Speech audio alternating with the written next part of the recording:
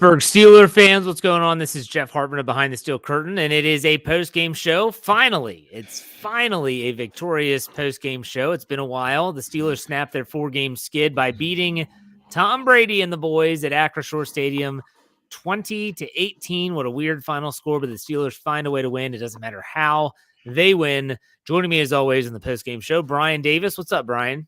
Oh, feeling groovy. And to quote Bobby Brown, you know it. Yeah, you know it. I did not have quoting Bobby Brown in the introduction on my bingo chart, but there you go. Dave Schofield, what's up, Dave?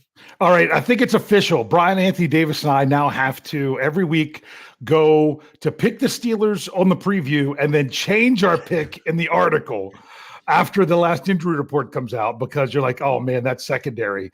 We'll get into it, but man, flying high, ready to go. Yes, this was a complete team victory. I did not change my pick. I stuck with the 26-23 prediction, wasn't too far off, and even a broken clock is right twice a day. So there you go. We do have some super chats filing in here. We'll get those on the screen. Tyler W gives us $5. Says, he who laughs last laughs the loudest. Tomlin beating Brady in their last matchup is sweet revenge. Goodbye. Good riddance. I have learned enough to know not to say that this was the last time that Tom Brady will ever play the Pittsburgh Steelers again. As Bryan said on the preview, he is a cyborg. I'm sure they'll just give him some more oil and he'll continue to play for another 10 years and they'll play him again. But this feels great right now for multiple levels. I mean, multiple reasons, not just breaking the streak, beating Tom Brady, doing it at home. The Steelers had not started 0-3 at home in a really long time. Dave, what were you going to say? A victory without TJ Watt. Oh yeah, they broke that. They finally did it. I didn't even think about that. Oh, that's fantastic. I can't believe I didn't think about that. Okay, but hey. I got one too. Go ahead, Bryan. Touchdown on their first possession. Yeah. Was it the first? Yeah, it was. That hasn't happened in a long, long time. Well, they hadn't had a first quarter touchdown, offensive touchdown, since it was Mitch Trubisky in week 10 against the Lions last year when Bryan was sitting in the stands. Well, actually, I really don't remember Mitch Trubisky throwing that touchdown. Oh, sorry, I missed Trubisky. I'm sorry. Mason Rudolph. Wrong Steelers, not starting quarterback for this game. Yes, for sure. I just want to say something. We're going to do knee-jerk reactions. Mine is that if you were bringing the heat at the Steelers during this 4-game skid, you got to at least be able to give props when it's due. Like, if you don't say that Mike Tomlin and the defensive coaching staff don't deserve a lot of credit for being able to do what they did against Tom Brady with those offensive weapons, then you're just not seeing the other side of the coin. And sometimes you have to be able to say, you know what? I might not like the guy, but he sure as heck did a great job this week. And Mike Tomlin deserves some credit, although he does deserve some blame too. We'll get to that with some clock management issues right at the end of the first half. But Bryan, let's go over some knee-jerk reactions. What is your knee-jerk reaction? My knee-jerk reaction was, you see? And the reason why it was you see, because a lot of people had them going 1-16 and drafting number 1. And we talked about this on these shows. The Pittsburgh Steelers are going to win some games this season that you don't expect. Jeff, you said it the other day. They're going to win at least one in these next 3. And they won the first one of the 3, which is a pretty big deal. So my question to everybody is this. Are you happy they won? Or are you bummed that now that they're a little bit farther away from that number 1 draft pick? Because it is week 6. And that's a long season to go. And this movie's been shown before at 1-4 and putting yourself in position to go to the playoffs. Not saying it's going to happen. All I'm saying is that when we count them out, us fans, media, whoever we are, when we do that, well, they're not counting themselves out, because those 53 hearts beating in the locker room and all those guys and the coaching staff, all the way to the ticket takers, the peanut vendors, they believe a whole lot more sometimes on what's going on because they're in the building. Good stuff, Dave. Knee-jerk reaction. Go ahead. Ooh, just the ability of the defense to all together. The players that are out there's typical starters, the players that were having to be thrust into action because of the starters being injured, the coaches, everything, they brought together that game. Now, were there still things that frustrated you? Yes. Did you see that Tom Brady was specifically throwing the ball wherever Robert Spillane was on defense? Yes. Was it a perfect game? It's never a perfect game, but you know what? It's a victory. And that's what makes it perfect to us right now. Yeah, and to answer Brian's question, I have way too much time, energy invested into this team to ever want them to lose. Yeah. Ever. There's a reason I never pick against the team. It's not because, yes, I am a homer, but also I can always somehow find a way for me to figure out that they're going to win somehow, some way. Sometimes it looks like it did today at Acrisure Stadium with some electric returns by Steven Sims, a defense that was standing tall, even though unbelievably undermanned. You just find a way. I'm always going to root for this team to win. I could care less. I couldn't care less. There you go. I haven't fixed it for you. I haven't fixed it for you. Yes. I won't do that on Let's Ride, but I'll do it here. Okay. I'll do it here. All right. Let's get some super chats here. David Laughlin gives us $5. His big time win in spite of Matt Canada and extremely thin defense. Hashtag here we go. Thank you, David. We appreciate it. Oh man, my thing is refreshed. There we go. Here we go. I got it. Tom Muir gives us $2, $1 for each W. Finally beat Brady. Hope KP8 is okay. We'll talk about that shortly. Here we go. By Evgeny Crosby, $1.99. Where was this Trubisky to start the season? I tell you, it's different when a quarterback's coming in off the bench. It really is. That was part of the reason with Kenny Pickett being a rookie. I didn't want him to be the guy off the bench in case of an injury to the first few weeks of the season if the Steelers didn't want to do it that way. That I thought, hey, have guys that have done it before. I even said to Jeff during the game, I might have even felt more comfortable in this situation if it would have been Mason Rudolph coming in because we've seen that with the Steelers before. But it didn't look good to start. And then there was the long conversion or the longer conversion to George Pickens. And then there was the free play, long pass play to Connor Hayward. And it just seemed that that's when Mitch Trubisky's like, okay, now let's get this rolling. Let's do this. And it still wasn't perfect. Some still questionable play calling stuff. But man, Mitch Trubisky jumping on the fumble, running the ball at the end. He did what he needed to do to get the Steelers the victory.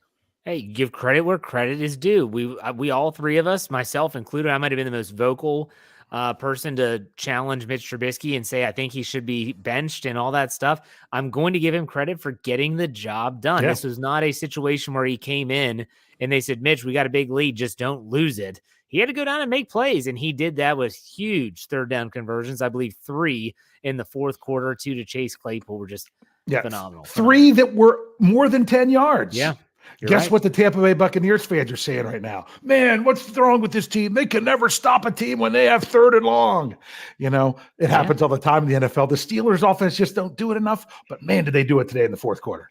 Let's get Dave Dixon super chat up on the screen. $5. Thank you, Dave. He said, go Steelers. Really happy for Chase and Mitch. Ogunjobi made a big impact today too. Larry was great. Pittsburgh beat the GOAT. Thanks, BTSC. No, thank you, Dave. All right, let's talk injuries quickly. Mike Tomlin, after the game, he said what we all knew. That is that Kenny Pickett is officially in the NFL's concussion protocol, which means that his weekly participation is going to be in question. Also, his availability next week in Miami will be in question. So we'll have to see how that goes. Players have come back from concussion after a week. Sometimes they don't, i.e. Pat Freiermuth last week, Levi Wallace. We will see. That's not going to happen. Nothing's going to be said until the first practice on Wednesday. But Mike Tomlin might say, well, he's progressing well, but that's about all he could say. I mean, they don't know. So we'll see how that goes. Other than that, injuries, Larry Ogunjobi left, but was able to return. Miles Jack with an ankle. I think they said that James Pierre had a stinger. Yeah. That was at the very end of the game. And the last injury of note, I think, well, they didn't mention Mason Cole with the foot. He was able to come back after leaving. They taped it up and he came back in, so they didn't mention it. Yes. So something he's dying to say. Right. Brian, did I miss one? No, you didn't. You I have the list here.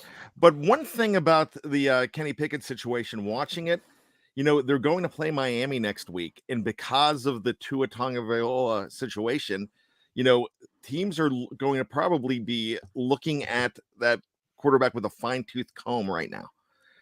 going through it to make sure on concussions, because that is a major story here. And when you were talking about players that have come back with concussions, I almost, as a joke, just threw in, Tua, but this organization is going to be very diligent on not rushing him back. Something to keep in mind here, folks. I know some people are comparing the Pickett concussion with Cameron Brate. Cameron Brate left with a neck injury, not necessarily a concussion. That was why he was carted off the field.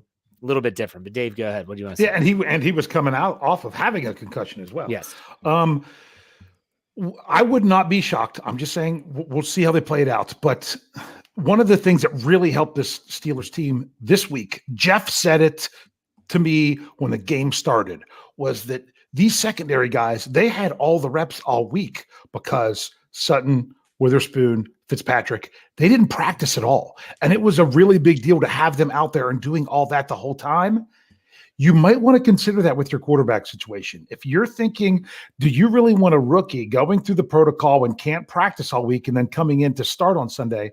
I would not be shocked if the Steelers say, hey, we are going to go with Mitch Trubisky, so that way we don't have to rush Kenny Pickett through the protocol and everything. If they announce that on Tuesday, it wouldn't shock me. It would not shock me. I'm not saying it's what they should do. They should, get everything, the medical experts telling them everything that's going on. But to me, if it's going to be a question mark of whether or not he's going to be able to come through, that it's different than when it was Ben Roethlisberger, when he could not practice all week and still come in and be Ben Roethlisberger. It's not that situation. So don't be surprised if the Steelers make a decision based on the unknown availability. Well, let me ask this question to Bryan, and then Dave, I'll let you chime in as well. If deemed healthy and Kenny Pickett is medically cleared to play, is there any quarterback controversy in your opinion? Not whatsoever. All right. Dave, you agree? Go ahead. I'm sorry, Bryan. Go ahead. If it's true health, if he's truly healthy, no, it's Kenny Pickett's job and Mitch Trubisky's job to make sure that if he goes down and he's in the bullpen, he needs to come in to bail you out, and he proved he could do it. So there you go. Dave, you agree or disagree? Yeah, well, remember, the Steelers were supposed to trade both Trubisky and Rudolph now that Pickett was starting, because they only needed one quarterback on the roster. Sorry. But no, now you see the value in having multiple players. And if Kenny Pickett's not the starter next week, don't even have him inactive if he's not going to be good enough to go. That's just how I'm feeling now when it comes to the NFL with head injuries. Because the last thing you want to do is if he's not good enough to be your starter, well, unless they did exactly what I said, which is, hey, we don't know if he's going to be available, so we're going to have Mitch be the starter, then that's a whole different story. I guess I contradicted myself there and talked myself out of it, so sorry about that. But the big thing is it's not about week 7 as much as it's a big, important game for the Steelers. It's about Kenny Pickett in the rest of 2022, 2023, 2024, 2025, and hopefully much longer beyond. I do want to say this. I feel like it's very important. Everyone is trying to draw these comparisons and connecting dots between Kenny Pickett's concussion and Tua or Teddy Bridgewater or any number of players that get concussed on a weekly basis. Anyone that's gone through any form of formal training with concussions knows not every concussion is the same. It's just like every hamstring pull is not the same. I am not comparing a brain injury to a hamstring. I'm just saying an injury. You don't know. No one knows unless they're actually the ones that are looking at Kenny Pickett, talking with him, talking about, the symptoms that he's experiencing at the time. If he comes back, you have to trust that the Steelers medical staff followed every single NFL protocol and changed to the protocol that's now intact. And they are not going to put a guy out there that could potentially further harm himself. So let's make that very clear right now. All right. Okay. Enough of that. Let's get right into the stats here. As we always do, we start with a quarterback position. Pittsburgh Steelers, Mitch Trubisky finishes 9 of 12 for 144 yards, 12-yard average, 1 touchdown. He was sacked once, a 142.4 rating. Compare that to Kenny Pickett, 11 of 18 for only 67 yards, 3.7 average, did throw a touchdown pass to Najee Harris, was sacked once for 12 with an 87 rating.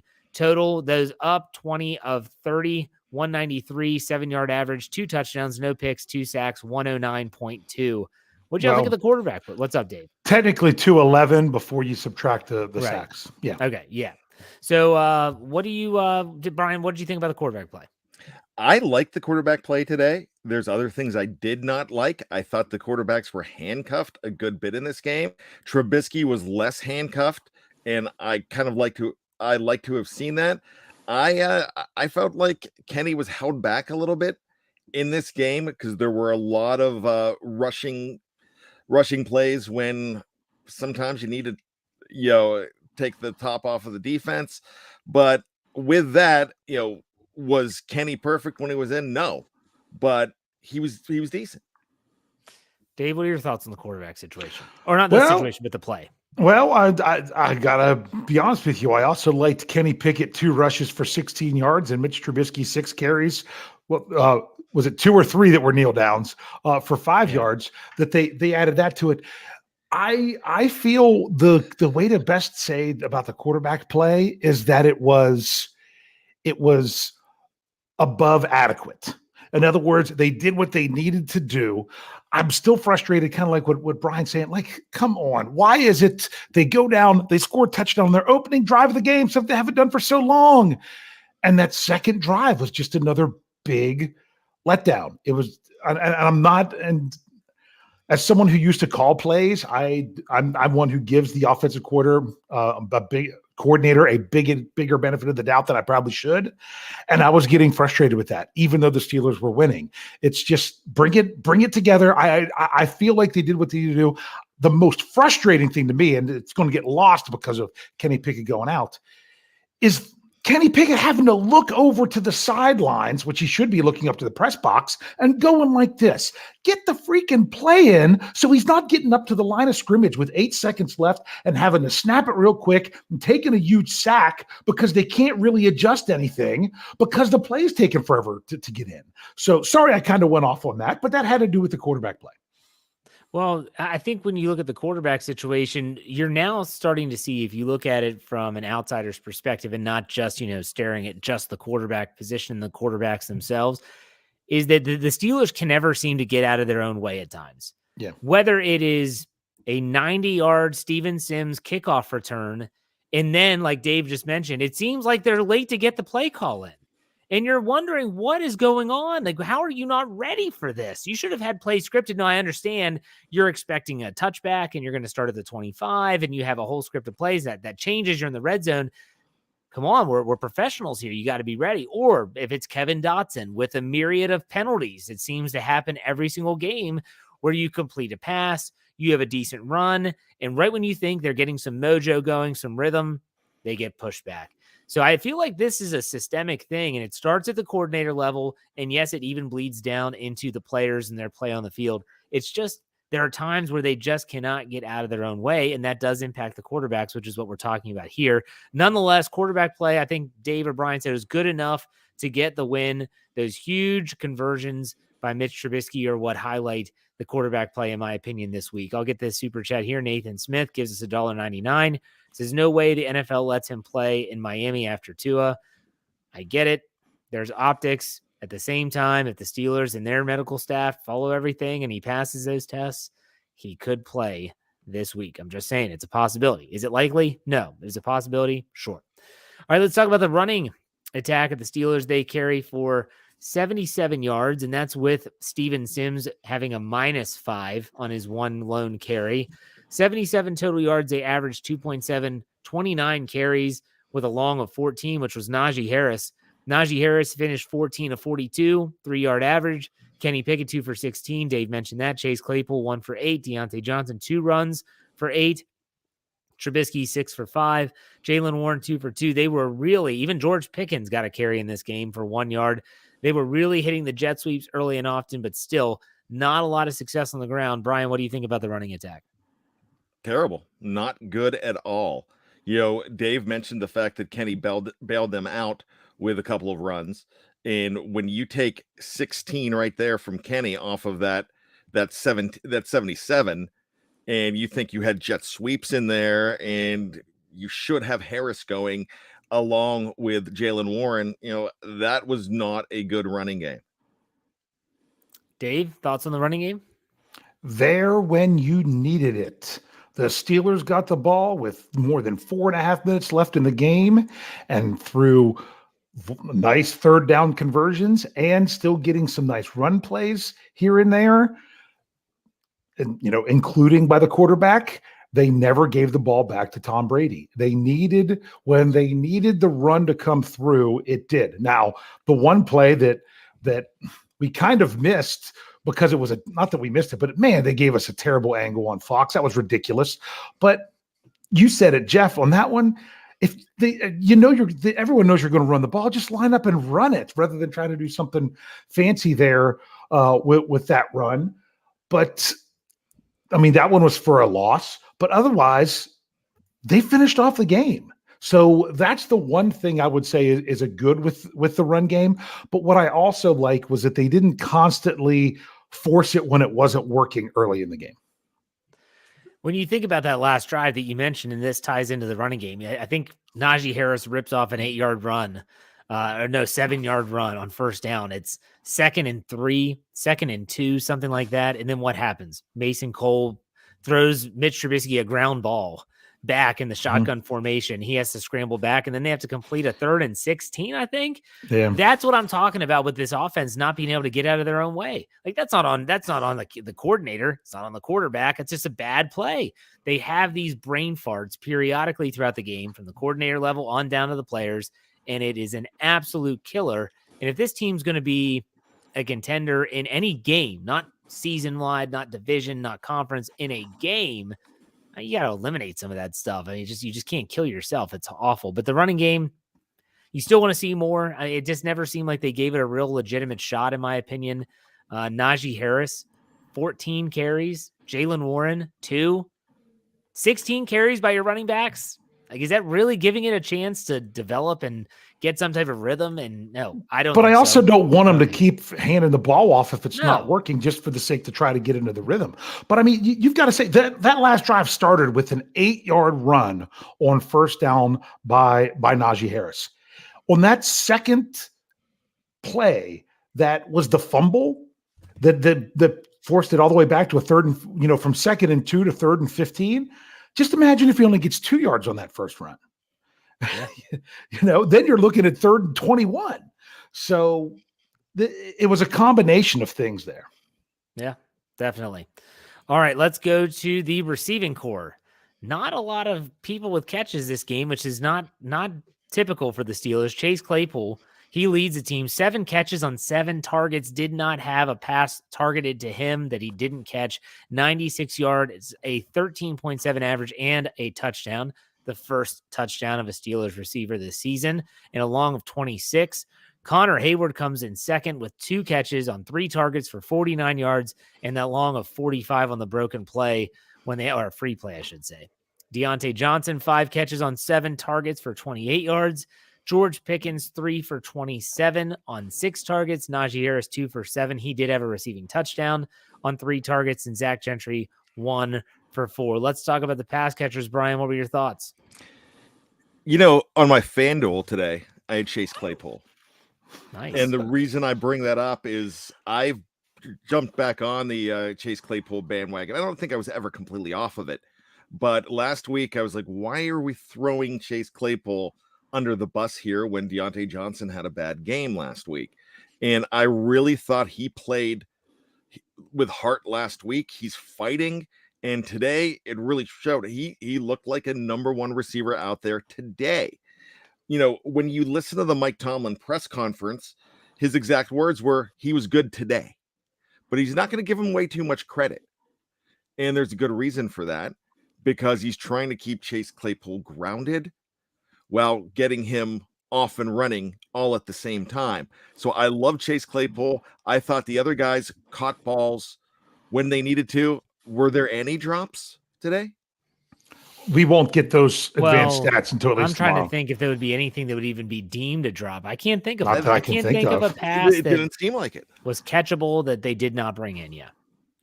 It seemed like they were on point. Not a lot of balls are thrown your way. That's one thing. But the fact that, I'll take 27 yards from Deontay Johnson if he's making clean catches. Yeah. And he continues to make great catches and drop easy ones. He didn't do it today, though. That's the great thing. Yeah. Dave, what are your thoughts on the pass catchers? I thought that they did what they need to do, and that is don't compile those little things that hold you back. There was enough other little things that can hold the offense back, like a bad snap, like a sack because when the clock's running down and you have to snap it, or really should have been a delay of game, things of that nature. The last thing you can then afford to do is have your quarterbacks go back, make a play, make a throw, and the receiver not come down with it. They came down with them today. The balls that were catchable, they caught. They did a nice job. Yeah, I thought this game was a game where you don't really think back. Yes, you thought of big plays being made, whether it's Deontay Johnson have a couple big catches, conversions, Chase Claypool obviously having a huge game. I didn't really think back and think, man, the pass catchers really screwed the Steelers. That's a good thing. That is a good thing. Now let's talk about the offensive line here. The Steelers, they did have 2 sacks on the day, one of Trubisky, one of Kenny Pickett. I'm looking at the Tampa Bay Buccaneers quarterback hits, only 2 quarterback hits. One of them was the one that probably labeled Kenny Pickett concussed, which was also a holding call, which was a completed pass to Deontay Johnson. I guess Dotson didn't hold him well enough. That play didn't count. That would have been a quarterback hit, but because of the penalty, it didn't. Because there are 2 sacks were the only 2 quarterback hits. That would have been the third one, but it doesn't count in the stat book because of the penalty. So when you think about the running game and the pass pro, Brian, what did you think about the offensive line? I thought they protected both Kenny and Mitch decently. I did not think there were too many flaws in the game. I will say that if we're talking about pass protection, that's one thing. I got to bring it up. Dotson had a horrendous day today, and I hope he could pick himself up after this game. But did you have any problem with Dan Moore Jr.? I'm not hearing his name called. Mm-mm. You having any problem with Chooks? I think there was one time I heard him mentioned in a negative way, and I think that was it. Yeah, that's Dan Moore. Didn't hear his name at all. That's a good thing. Dave, what about you with the offensive line? Yeah, it's really all about Dotson is the main thing. You could have said you maybe heard about James Daniels on that bad sack, as I keep talking about, when the play clock was running down, that guys were running free right at Kenny Pickett. They were trying to change the play with no time on the clock to change the play. You could see by the way he reacted, James Daniels was going out like it was a screen pass. That play was just a disaster from the beginning.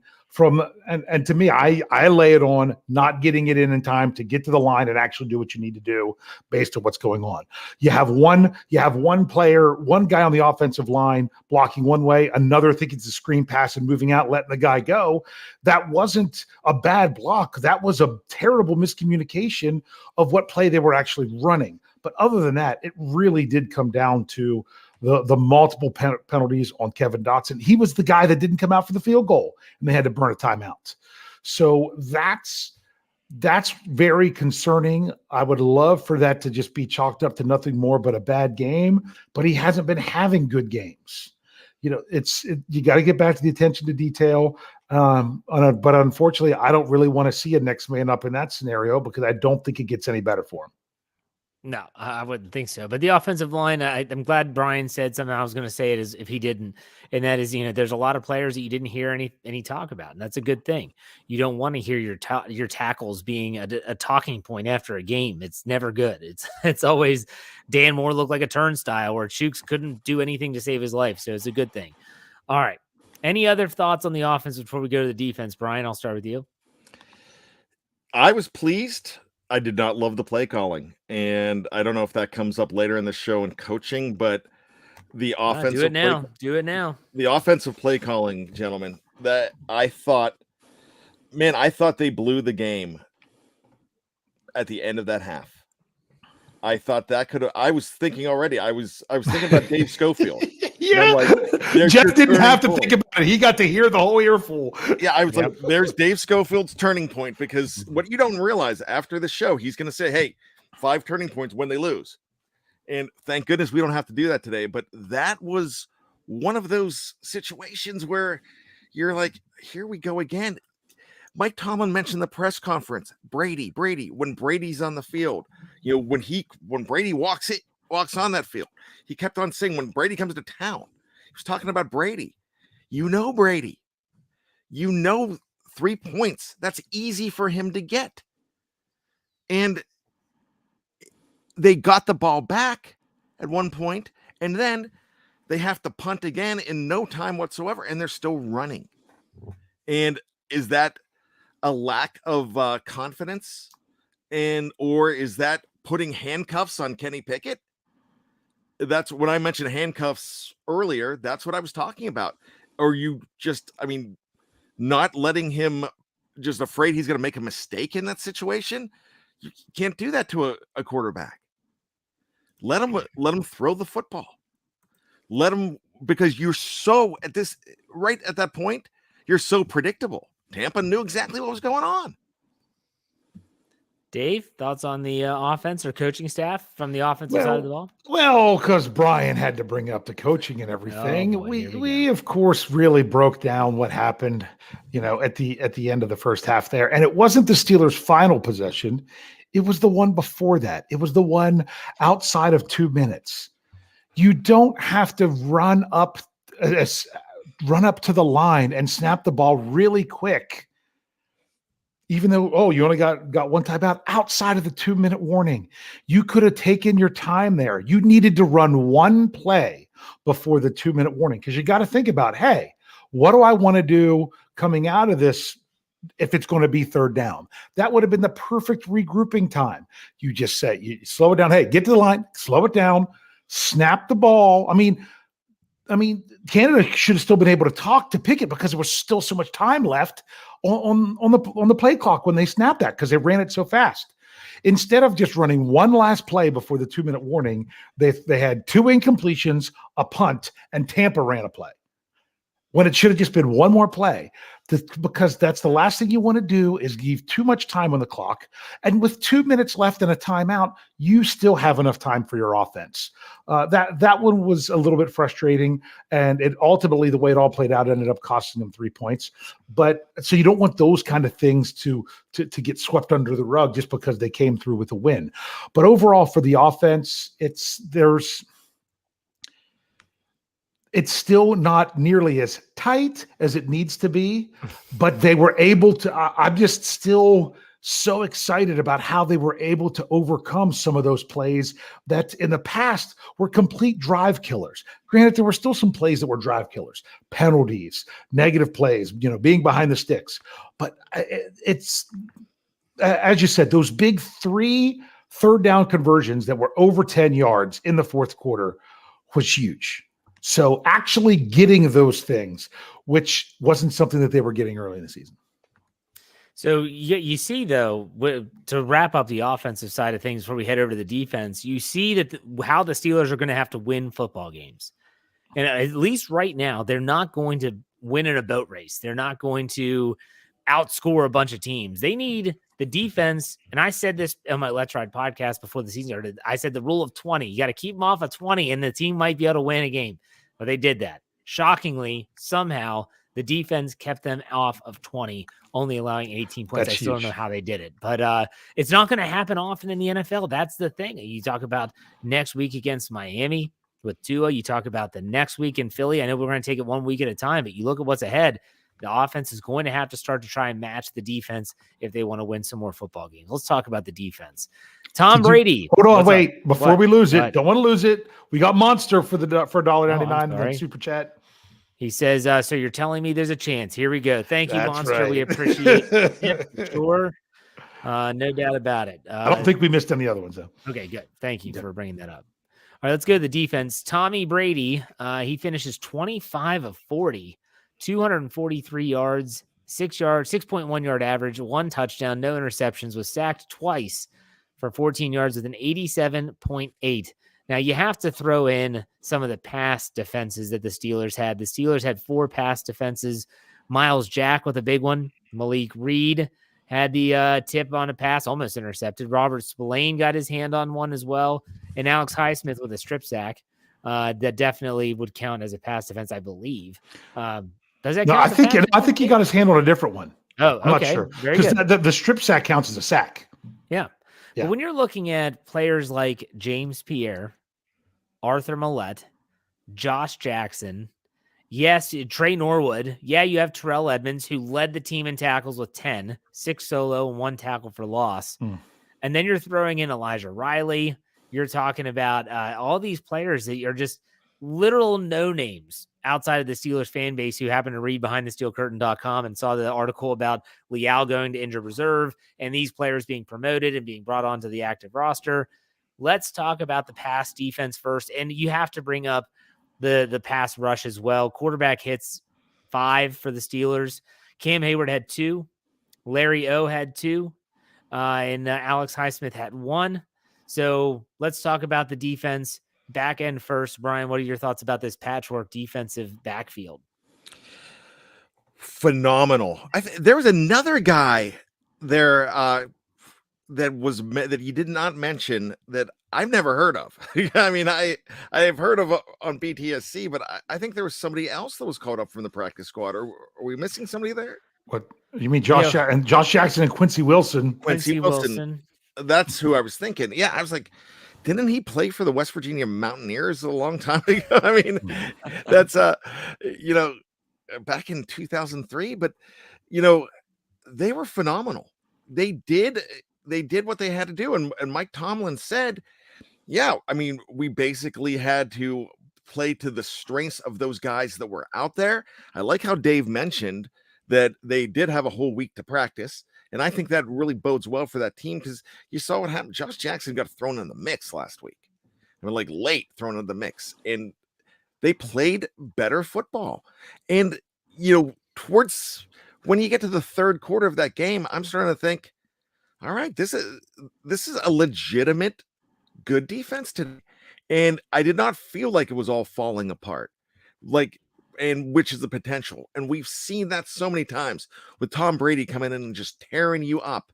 And also, and we had a sneak preview of it in the at the end of the half when they not a lot of time and at least got in field goal range.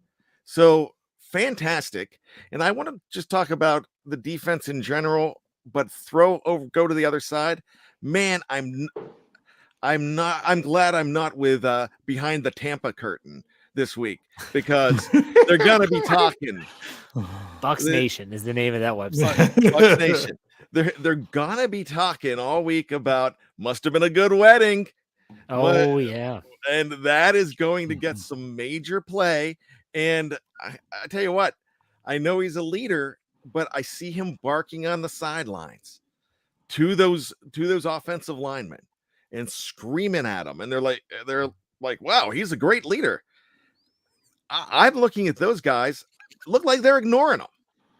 It really looked like there was a complete disconnect. There was no magic from Tom Brady today, and it felt like the beginning of the end with that guy. And Sean Payton in the pregame show actually had some poignant words about Tom Brady, saying that he was shocked that he wasn't able to fly back after the wedding and still fly to Pittsburgh with the team and all this stuff. And yeah, it's a good point. But Dave, let's talk about the pass defense, that patchwork secondary. What were your thoughts? Well, as long as you're talking about the secondary and not the middle linebackers covering the pass, I have a lot of great things with that secondary. I thought James Pierre really stepped up and played a very nice game for the Steelers. I don't know that he might be that guy that you need in waiting for if there's an injury. I don't know that he's an every game, every down guy, but for this game, every down except for when he got the stinger, I feel like he did a great job. And those were some of the things that you could get excited about with James Pierre last year before he ended up getting benched for Spoon. So that was really nice to see. And The biggest of them all, I have to say, is Terrell Edmonds just kind of back there. I feel like he was doing more the Minkah Fitzpatrick role in this game. He was kind of keeping it all together, doing the communication, coming up and making big plays, and just all of them together. I thought they did way above what was expected, because I mean, especially coming from someone who changed their prediction and thought that the Bucs were going to put up 35 points because of the secondary based on the injury report on Friday. Talk about exceeding expectations. They did a great job. Well, we knew James Pierre had potential. Yeah. I mean, that guy was slated to be a starter last season, and he filled in for Joe Hayden in the past. Maybe he's just that next guy that can come in, but he showed a lot. I agree with you, Dave. And I think that Terrell Edmonds, I said it to Dave when we were sitting there. I said, the dude keeps playing like this, he needs to get another contract. Yep. Keep him and Minkah together. That safety tandem is they seem to trust one another. They work well together. And anyone that's saying that Terrell Edmonds hasn't improved, I don't know. You're watching a different game. You're watching a different game than I am, because I see this guy getting better every single year in his run support and his ability to understand the defense. Bryan, go ahead. I just want to say one thing. Could we stop the narrative that he was a number one pick? Could we just forget about the fact that he was a number one pick and he's not doing number one pick things for a lot of people? I saw that in a comment over the weekend, and I don't care where he was picked. The way he's in right now, I feel the man's playing at a Pro Bowl level. I don't think he would be selected, but I would love to see him get a nod for the way he is keeping things together back there. Yeah. I mean, and let's give credit to Trey Norwood. That's a 7th round pick.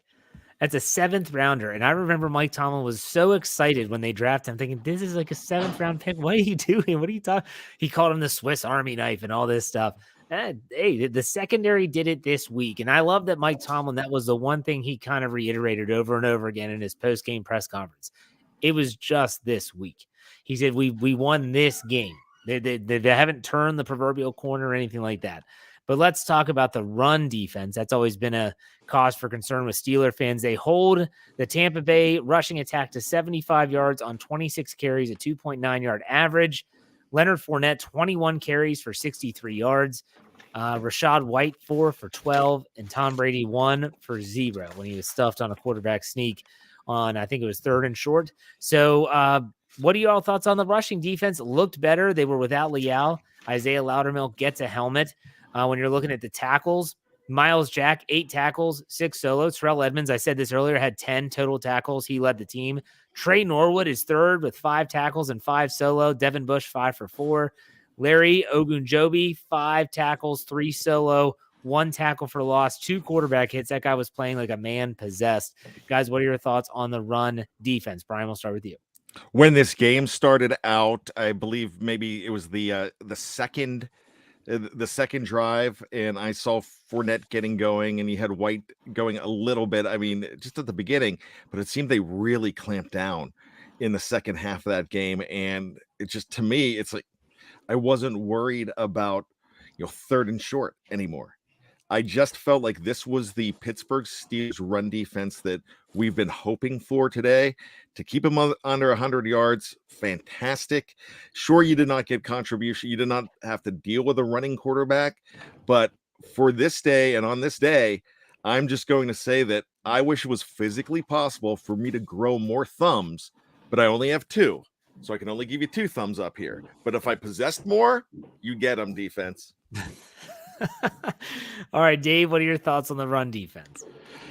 Yeah, well, the first thing you could say is, well, they gave up 75 yards to the Bucs and were only averaging 66 yards a game anyway. So, no, they did a nice job. They did what they needed to do. And as something I said is I was the one who was doing the tweets for the BTSC account during the game today, that it seemed like it was either a stuff or 1 yard gain or a 1 yard loss, and then they'd bust one out. But that's kind of, as someone responded on Twitter, that's what happens when you're basically selling out to stop the run. Every once in a while, if you don't make that play, they're going to bust it for a decent gain. But those plays were much fewer and farther between than the ones that the Steelers made the nice, impressive stops in the run game. I thought, especially on some of those key downs, my goodness, on 3rd and short, and they come up and get them for a loss. That, what was it? Was it that 1st and goal with the I don't know, whatever was the two. That whole sequence was phenomenal. that Jeff's like, I'm putting this whole thing in the article. Cam Hayward gets him down just shy of the goal line.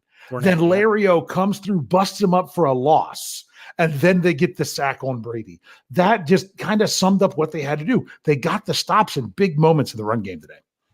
Yeah, and you're not going to complain. I mean, they hold a team. I don't care how Tampa Bay runs the ball anyways. Everything you heard from Tampa and you listen to our Know Your Enemy podcast, it was always that they're just not leaning on the run enough. They can run it, but they just choose to throw it more. That's not my fault. Steelers did their job. Run defense did theirs. Monster giving us the $4.99 in the questionable comment.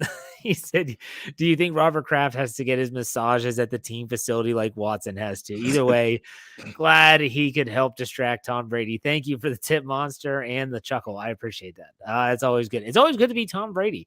Now, typically, let's recap the defense by talking about the coaching staff. We did that with the offense. We kind of bemoaned Matt Canada and the brain farts that the Steelers have. Defensively, this defensive plan was pretty impressive, and it worked this week. Bryan, what are your thoughts on the coaching on the defensive side of the ball? Wow. If we were given grades, A+, I thought this was schemed well. That, like Mike Tomlin said, we had to go ahead and play to the strengths of the guys that we had back there. Couldn't get cute. They didn't. Everything was done so well in this game. And one guy that he mentioned in the press conference as well was Robert Spillane, that didn't just play middle linebacker. He played defensive back. He mentioned a couple positions that he had to play in this game today.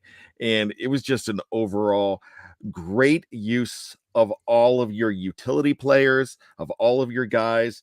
There was a lot of coaching done in that facility on the defensive side this week. It was not just coaching, but it was teaching.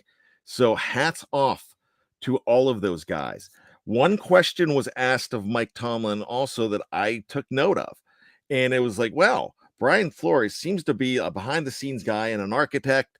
What were his contributions today? And Mike Tomlin shut that reporter up in a hurry by saying it was a collective effort from every single person involved on the staff. Good point. Dave, thoughts on the coaching staff on the defensive side?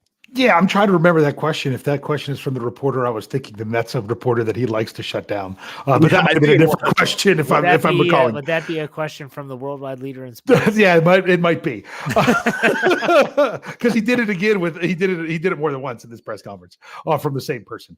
Anyway, okay, what was the question again? I had coaching staff, final thoughts on the coaching staff. On defense? Yes. Defensive stuff. Wow. I was critical of Robert Spillane because during the game, like, for example, the Buccaneers come up, they have a false start. So they're instead of 1st and 10, they're 1st and 15. Tom Brady gets them right back to the line, just like they're running the same play. He saw something he liked. I know he saw something he liked. He saw a matchup on Robert Spillane that he liked, and he went after it. That's who they were looking for a lot. But I will tell you this, what exactly Bryan was bringing up, the Coach Tomlin said, is that they used the formations and what they did on defense in a different way with Robert Spillane, that it wasn't always just as easy to just go at him. They mixed it up enough to make a difference. Yeah, I mean, I've been asking, and I think I said this on my podcast. I hate to plug it so much, but I just think about this stuff as I said it. My Let's Ride podcast every Monday, Wednesday, and Friday was they needed to do something that fit the scheme of their players, and that's exactly what they did. Here's who you have available. You can't ask Trey Norwood to be Minka Fitzpatrick. You can't ask James Pierre to do something that Akello Witherspoon could do. Maybe he could. I don't know. But still, you got to keep it in perspective. I thought they did a great job working a really good plan. And it's not easy to confuse Tom Brady. It really isn't. That guy has seen everything. But, man, it's just phenomenal. Phenomenal defensive coaching. I give a lot of kudos to all the members of the coaching staff. There you go. Bryan, were you trying to say something? Yeah, Jeff, don't ever do that again. Don't what? ever say that, I hate to plug my show. Yeah, plug your show. That's all. You can only hear all of our individual shows. Brian's Bad Language, My Let's Ride, Dave's Stat Geek podcast can only be heard on our audio side. So wherever you get your podcasts, all you have to do is search Steelers or Behind the Steel Curtain. You get all these shows that are not a part of YouTube or Facebook. So keep that in mind. You might want to check it out. All right, let's talk about the special teams. Normally we kind of avoid special teams because it's kind of like, well, Chris Boswell made this kick, whatever. But we have to talk about it today based on one returner, Steven Sims. The guy was shot out of a cannon on multiple times. He had a great punt return. He had 3 punt returns for 23 yards, 7.7 yard average, 24 yard long. The one that everyone's going to talk about are the kick returns. He had 3 returns for 112 yards, a 37.3 average, but that long of 89, I guess he caught it at the 1. An 89-yard long just got caught at the 10. Let's talk about kickers. 2 for 2 for Boswell, a long of 55, and he needed every inch of that 55 yards because it stoinked off the crossbar and in. Presley Harvin, 5 punts, averaged 44.2. Inside the 20, had 2 and a long of 53. What did you all think of the special teams today? Brian, we'll start with you. I had nothing bad to say about the special teams whatsoever. That includes every stretch of the game. And the best part is I didn't have to see the chomping of gum on the side by old Danny boy over there. So, as far as everything goes, it was great. Steven Sims, I think he has cemented himself in that role. There has been a lot of excitement the past couple of years with guys that you think are gonna break one, and I think he seems like the candidate to really break one right now.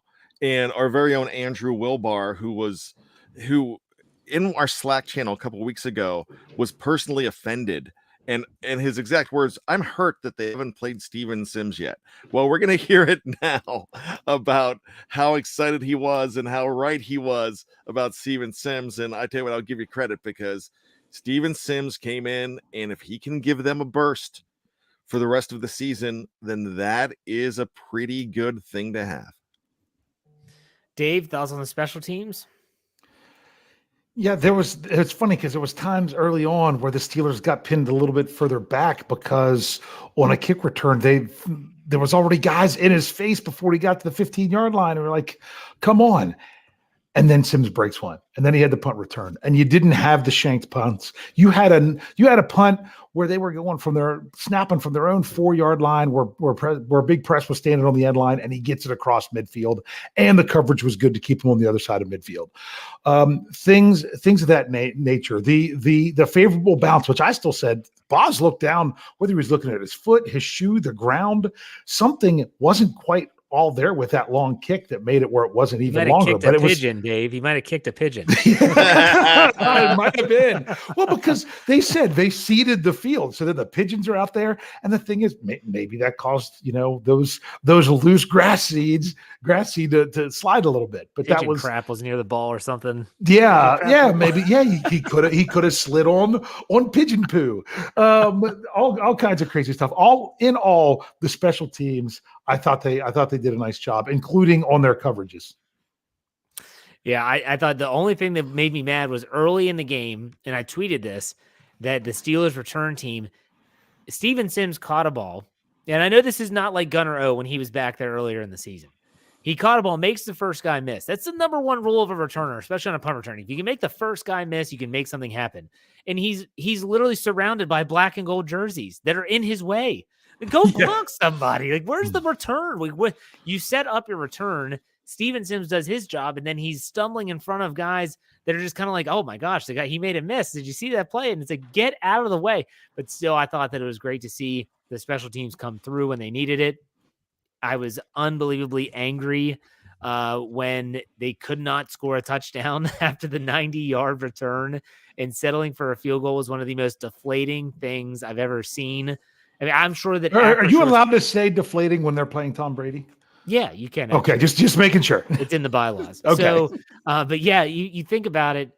Acrisure Stadium went from a fever pitch after an 89-yard return almost for a touchdown to womp, womp, womp, field goal, 3 points. It just was off. Hey, the return, if they didn't get those 3 points there, who knows how this game turns out? And it was set up by the return. So, yes, it was disappointing to not get 7, but you got to give those 3 points to the special teams. And if you know anything about Mike Tomlin, a big return, you've got a ticket for the rest of the season. He has kept returners from preseason returns all year and still use them. So I don't think there's any way that Sims is going to, barring injury, that he's going to not be in the lineup for the foreseeable future over Gunnar O. So, all right, let's do some final thoughts here to wrap this show up. Bryan, we'll start with you. Go ahead. All right. First and foremost, I'm wearing a blue shirt today, and I decided to. My jerseys haven't been working today, so I wore a shirt from the show Ted Lasso that just says "Believe." Unfortunately, I'm gonna have this clean every week for until they lose again. So hopefully, I'm wearing this for a long time. Yeah, I got chili on it today. I don't know whether I should go ahead and take it off, go ahead and wash it now, or keep it going. So, but this was an unbelievable feeling, and something I've been talking about for the last couple weeks when they were mired in that 4-game losing streak was, why would you want to give up? Because we watched these games for this feeling. And I sat watching the game with my son, who never watches the game with me.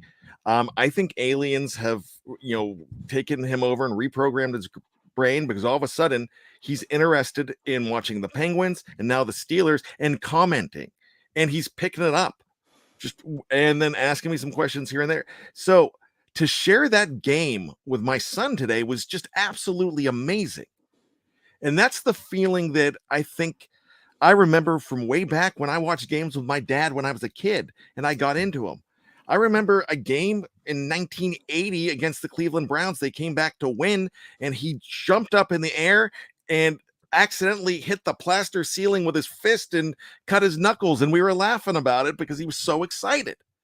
And those are the kind of feelings. I had a great day with my son, and it's because you're rooting for a team that lost 4 straight and we're 1-4, but we still believed. And it felt so awesome. So I don't care about next season. I care about this season, and I want to keep on believing. All right. Dave Schofield, final thoughts. Yeah, that's right, Bryan. You don't stop believing. All right. Sorry, I couldn't help that. All right. Final thoughts. The first half of this game, with 4 minutes and 38 seconds left, the Pittsburgh Steelers were trying to get a field goal when Kevin Dotson wasn't on the field. They ultimately had to take a timeout to then go out and hit that 55-yard field goal with 4 minutes and 12 seconds left. That was one possession for the Steelers. They got 2 more possessions in that time, and the Tampa Bay Buccaneers got 2 possessions in that time. Over the last 4 minutes and 38 seconds, when that debacle was going on. Fast forward to the second half of the last 4 minutes and 38 seconds.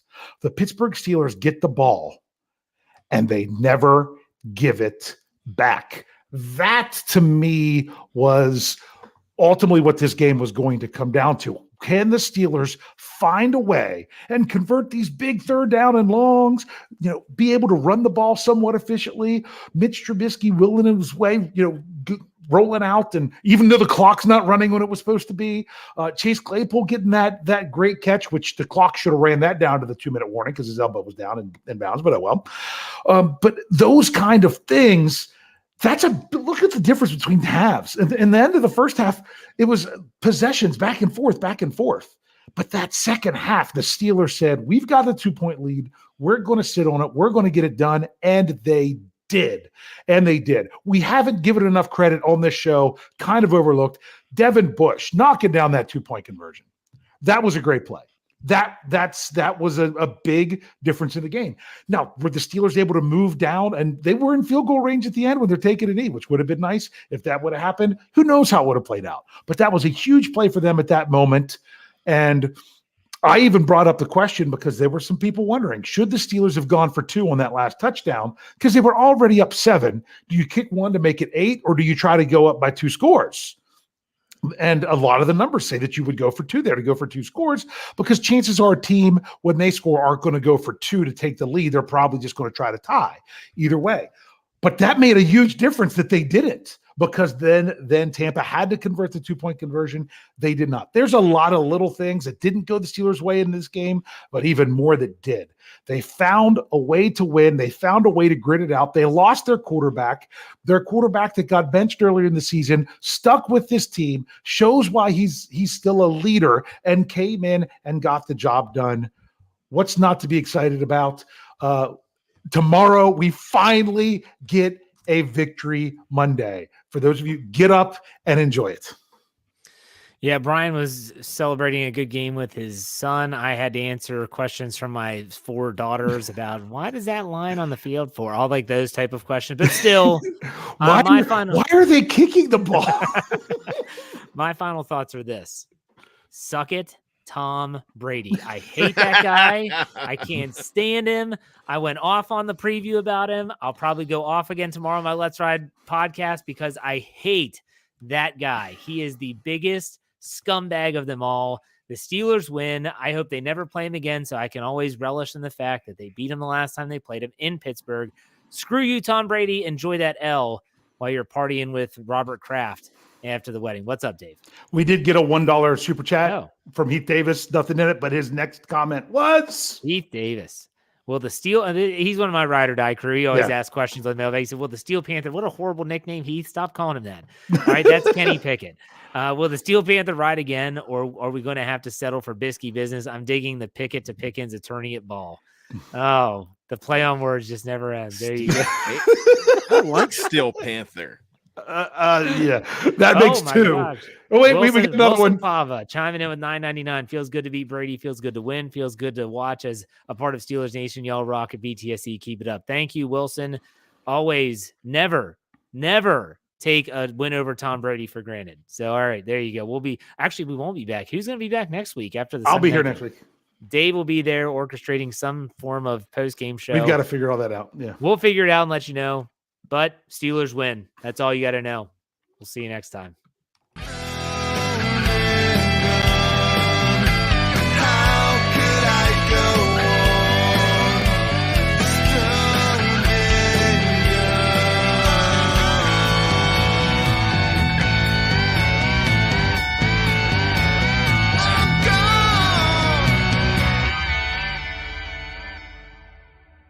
Everybody else gets a little tight.